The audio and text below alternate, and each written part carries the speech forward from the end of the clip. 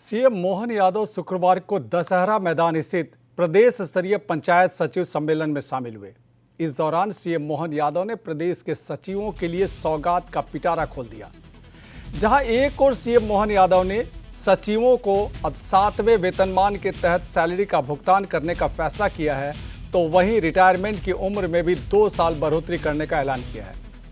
यानी अब पंचायत सचिव 62 साल की उम्र में रिटायर होंगे। इस कार्यक्रम में सीएम मोहन यादव के साथ केंद्रीय मंत्री प्रहलाद पटेल भी मौजूद रहे। सीएम मोहन ने सचिवों को संबोधित करते हुए कहा कि कार्यक्रम में जाने का बहुत मौका मिलता है, लेकिन ताली की गड़गड़ाहट यहीं मिलती है। भारत को आगे बढ़ना है तो गांव को मजबूत करना होगा। गांव के गरीब मजदूर किसान पर ध्यान देना होगा। अब छोटे ग्रामीण क्षेत्रों में भी काम पर लगना चाहिए।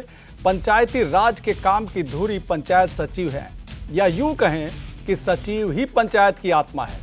सरकार के निर्णय का क्रियान्वयन पंचायत से ही होता है। पंचायत मजबूर करो, देश अपने आप मजबूत हो जाएगा। हमारे बीच लाख प्रयास कर ले, कोई किसी कार्यक्रम में कैसे प्रकार के लोग आते हैं, सबके कार्यक्रम में जाने का मौका मिलता है, सबके बीच बात भी रखते हैं। लेकिन रमेश जी, जो लोग दिल से आकर के बात करते हैं उनके अलग से एहसास होता है। और सच में राजधानी के सभी विभागों के बीच काम करते हुए काम करने का मौका भी मिलता है।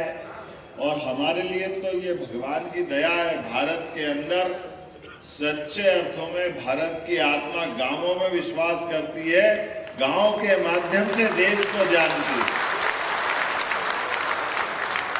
भारत की आत्मा गांवों में बसती है। माननीय महात्मा गांधी जी कहा करते थे, और ये बात सही है कि भारत की प्रगति कराना है, भारत को आगे बढ़ना है, तो उसके गांव की समृद्धि को मजबूत करना है। गांव, किसान, गरीब, इसमें पर्याप्त ध्यान दो, देश अपने आप आगे बढ़ जाएगा। हमको और उसमें कुछ अलग से करने की जरूरत है।